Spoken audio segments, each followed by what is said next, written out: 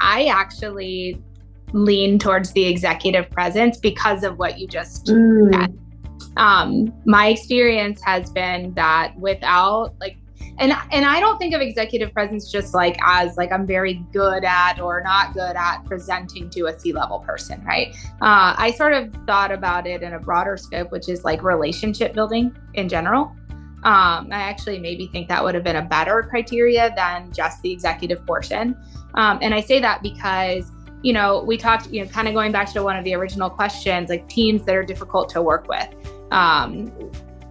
When you have strong relationships with the executives in your different cross-functional groups, you can start to apply the strategic thinking and the results in a way that gets you the right attention from the other groups, right?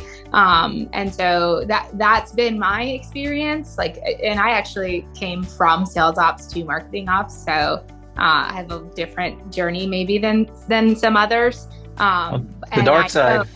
Yeah, I came over from the dark side, which has been it's super helpful for me because I know what those people are going through in their role. Anyway, I think that the relationships with executives and others, right, has been more of a solid foundation for my MOPS career than the others. The other things kind of followed suit, but having those relationships and that guidance was most important. I think what you're saying there really is trust. I mean, trust carries so much value. And if that's the currency that you're using, then everything else, to your point, will come in line. Sorry, I thought. I was just going to add to what Natalie, you said, 100% with you on the relationship. But I think just kind of going back to my journey, I started with nowhere and coming in from a very technology oriented background. To get the seat at the table was really challenging to even build that. You know what I mean? The relationship didn't exist. I had to create one. It was more of a chicken and egg scenario and where do I start? I think the way I started was establishing credibility through results. And how I did that is to sharpen my business acumen to really identify what are the opportunities that can create business value. So once we did that, delivering that's how I started the flywheel of that trust-based relationship.